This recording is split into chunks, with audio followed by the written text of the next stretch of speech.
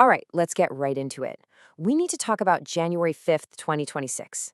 This was a day when the financial markets just seemed to go haywire. The signals were all over the map, and honestly, on the surface, none of it made any sense. So, in this explainer, we're going to untangle exactly what went down, and more importantly, why. So, check this out. On one hand, you've got energy and defense stocks just blasting off, going through the roof. But at the exact same time, the price of oil is actually falling, and there are these heavy rumors about peace talks in Ukraine. Now, normally, those two things would send these stocks in the complete opposite direction. So, what on earth was actually going on? You know, the key to this whole puzzle isn't buried in some financial spreadsheet. Nope. The answer lies in two gigantic geopolitical events that exploded over the weekend, and they completely rewrote the rules of the game. Okay, so first up, a lightning-fast U.S. military op in Venezuela leads to the capture of President Nicolas Maduro. Then, almost right after that, President Trump gets up and doubles down on his plans for Greenland, which, sparks a major crisis with Denmark, a NATO ally. Two totally separate events, it seems, but together, they created the absolute perfect storm in the markets. And this is where it starts to get really interesting. The market's reaction feels like a massive contradiction, right? So let's break it down, piece by piece. We're going to start with the first part of this mystery, the energy sector. The crazy rally in U.S. energy stocks, it wasn't because someone found a new ocean of oil, and it wasn't some sudden spike in global demand. It was about something much, much simpler. A guaranteed, government-backed contract. And boom, here it is. This is the smoking gun.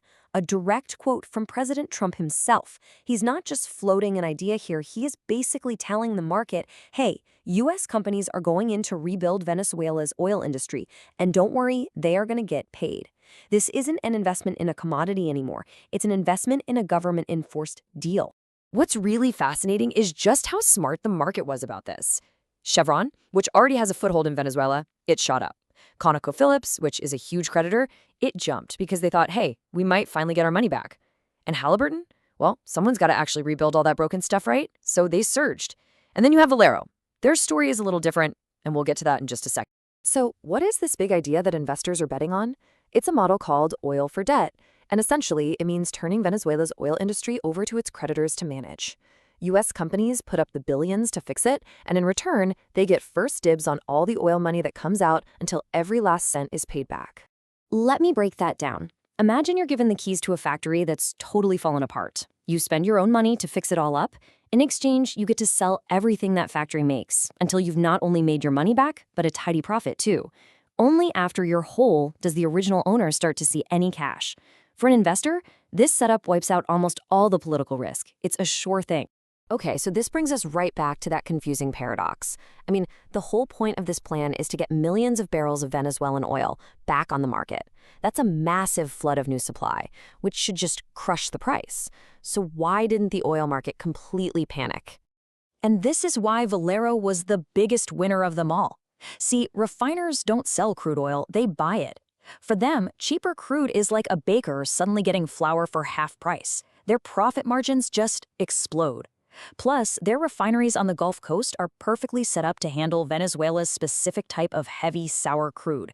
So for Valero, this is a dream scenario, a guaranteed flood of their perfect, cheap raw material. It's an absolute profit-printing machine. So, to sum it up, the energy story wasn't about the price of oil. It was about a guaranteed construction contract. First mystery, solved. But that just leaves us with the second, and honestly, even weirder paradox. Why in the world would defense stocks rally on rumors of peace? Now, the story with defense stocks is even crazier. This wasn't about a single war ending. Oh no. This was about a permanent structural change in how the world thinks about security, one that makes peace in just one place almost irrelevant. Just look at this complete 180. A few days earlier, these exact same peace rumors sent defense stocks down.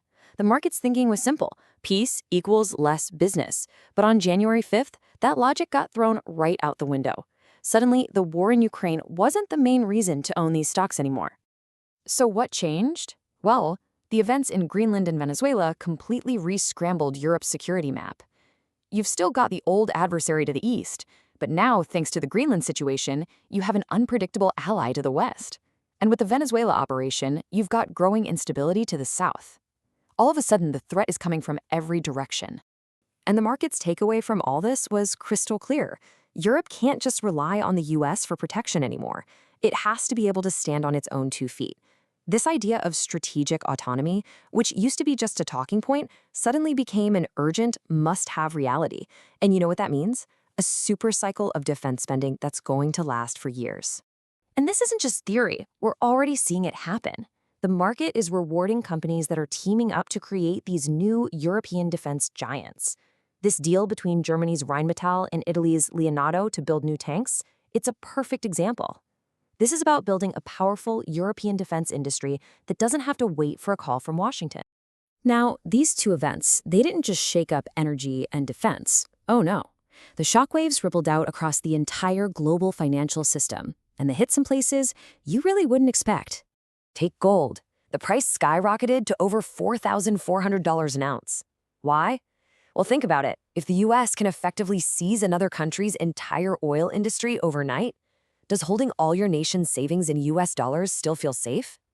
Central banks around the world started scrambling for a neutral, physical asset that nobody controls. And then there's this wild card. Rumors started flying that Venezuela was sitting on a secret stash of 600,000 Bitcoin. And that just set the crypto markets on fire. Is the US going to seize it? Will it be used to pay for all this reconstruction? Nobody had a clue. And that uncertainty alone was enough to fuel a massive speculative frenzy. So, when all the dust settled from this day of absolute chaos, what's the big takeaway? It's that the fundamental rules for how we think about money, about risk, about investing, they've all changed. Maybe for good. So here's the bottom line. Geopolitics isn't just background noise for the markets anymore. It's the main event. Security, all kinds of security, from energy to borders to physical safety, is now the most valuable thing there is. And in a world this uncertain, real, tangible assets you can touch, like gold, military hardware, and infrastructure, are starting to look a whole lot better than financial promises on a screen. And all of this leaves us with one final thought. For decades, investing has been all about analyzing a company's balance sheet, its cash flow. But after January 5th, maybe the most important question you can ask is a totally different one. Are you still investing in spreadsheets, or is it time to start investing in maps?